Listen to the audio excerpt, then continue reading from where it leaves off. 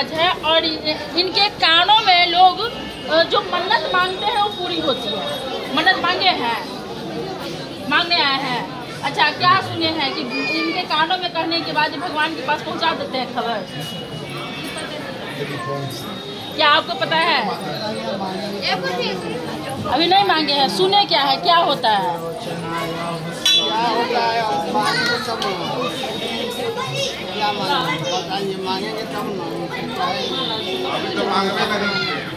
मांगेंगे तो पूरा होता है। देखिए मांग रहे हैं और लोगों का जो कहना है जैसे हमने सुना है, अब जानते हैं कि वास्तव में यहाँ जो लोग कहते हैं नंदी भगवान के पास पहुँचाते हैं।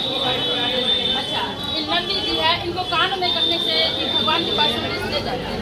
यहाँ पर बिहार के चाहे इंडिया के बड़े बड़े राजनेता आए, गवर्नर जब भी कोई अदली बदली होता है वो भी आते हैं, लेकिन इस बार का दुर्भाग्य है बिहार सरकार के भी कुछ मेला में कमी कर 6 दिन से आज थिएटर जो बाहर के कलाकार लोग आए, गरीब गुरबा जो भी आते हैं मेला में रात भर कहाँ गुजारेगा, तो थिएटर के माध्यम से रात भर गुजारते हैं। उसका अभी तक परमिशन यहाँ के जिलाधिकारी नहीं दिए, बहुत दुख की बात है। और मेला तो परंपरा है, कमी बेशी लोग आते ही जाते हैं, लेकिन बाबा के दरबार में जो भी मन से मन्नत मांगते हैं उनका ख्वाहिश जरूर पूरा होता है। चलिए, मन्नत मांग रहे, देखिए कान में कह रहे हैं। और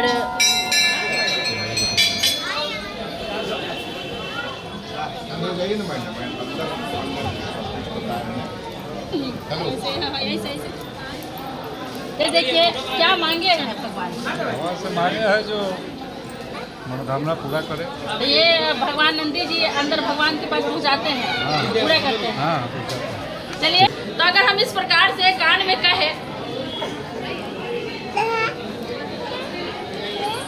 तो लोगों का कहना है कि यहाँ से अंदर खबर देते हैं और नंदी महाराज खबर देते हैं और भगवान विष्णु और शंकर दोनों से लोगों की मनोकामना पूर्ण करते हैं।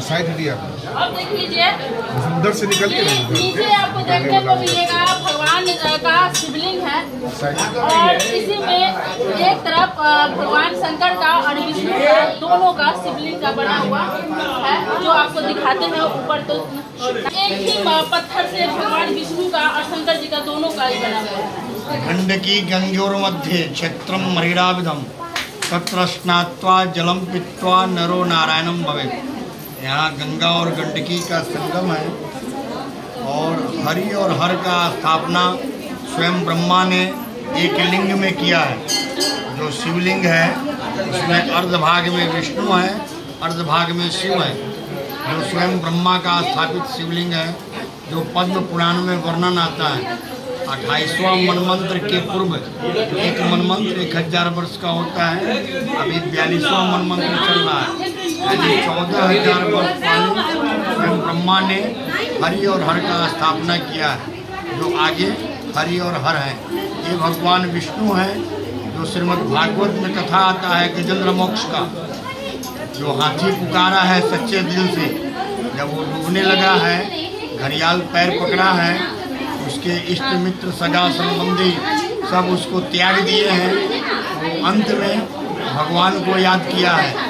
नीर पीवन हेतु गयो सिंधु के किनारे, सिंधु बीच बसत ग्राह चल छारे, चार पार युद्ध भयो ले गयो मझधारे, नाक कान डूबन लागे कृष्ण को पुकारे, हे गोविंद राखू शरण अब तो जीवन हारे। कोई भी भक्त या मनुष्य हो या जीव जंतु हो, अगर सच्चे दिल से भगवान को पुकारेगा तो भगवान निश्चित प्रकट होते हैं।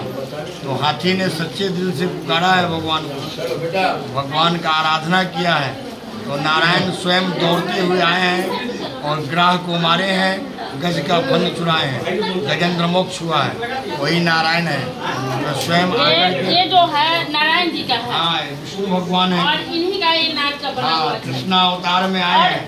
ये जो शिवलिंग है नीचे दिख रहा है, इसी शिवलिंग में भगवान विष्णु और शिव दोनों हैं, दोनों शिव हैं। दोनों उसी में। अच्छा, ये जो लगा आदमी का कहानी अलग अलग है। ये कहानी श्रीमद् भागवत में आता है, एक का कहानी पद्म पुराण में आता है। आगे जो हरिहरनाथ हैं उनका कहानी पद्म पुराण में आता है। पूरे एशिया महादेश में 4 क्षेत्र है, 2 क्षेत्र नेपाल में है और 2 क्षेत्र इंडिया में है। एक हरिहर क्षेत्र, एक कुरुक्षेत्र जहाँ महाभारत हुआ है, एक बाराह क्षेत्र, एक मुक्ति क्षेत्र नेपाल में पड़ता है। चारों क्षेत्र में महाक्षेत्र है जहाँ हरि और हर दोनों। बाद में जब सृष्टि हुआ है तो विष्णु भक्त बोलते थे कि मैं बड़ा हूँ, मैं विष्णु का पुजारी हूँ। कोई शिव भक्त था, वो बोलता था कि मैं बड़ा हूँ, मैं शिव का भक्त हूँ। दोनों आदमी में बराबर झगड़ा होता था, मारपीट होता था, काटा काटी होता था। तो उनका संधि भी यही हुआ है कि देखिए शिव में ही विष्णु है और विष्णु में ही शिव है, इसलिए हम लोग दोनों आदमी एक ही हैं। इसलिए हरिहरनाथ का स्थापना स्वयं ब्रह्मा ने किया है। प्रेम से बोलिए बाबा हरिहरनाथ की जय। चलिए इतना भीड़ भाड़ के कारण मेला का समय है। कार्तिक पूर्णिमा के दिन ही स्वयं ब्रह्मा ने हरि और हर का स्थापना किया था। आज से 14,000 वर्ष पहले उसी दिन से मेला लगता है। मंदिर से मेला है, मेला से मंदिर नहीं है, मंदिर से मेला है।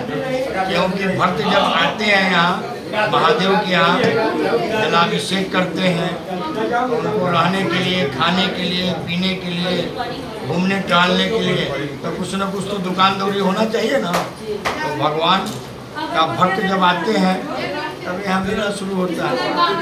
ऐसे तो यहाँ 12 महीना मेला ही मेला है। आज जन्मम संचितम पापम, आज जन्मम संचितम पापम, आपने जन्म में कोई भी पाप संचित यानी इकट्ठा करना होगा।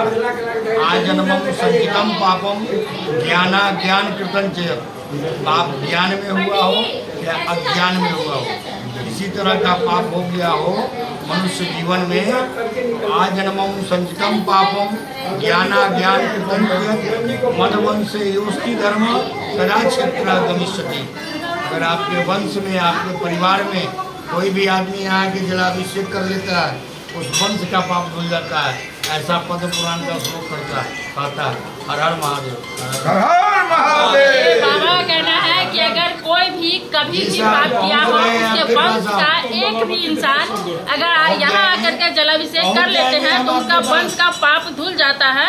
दूर दूर से देखिए कि लोग आते हैं और भगवान हरिहरनाथ का दर्शन करते हैं, उनको जलाभिषेक करते हैं।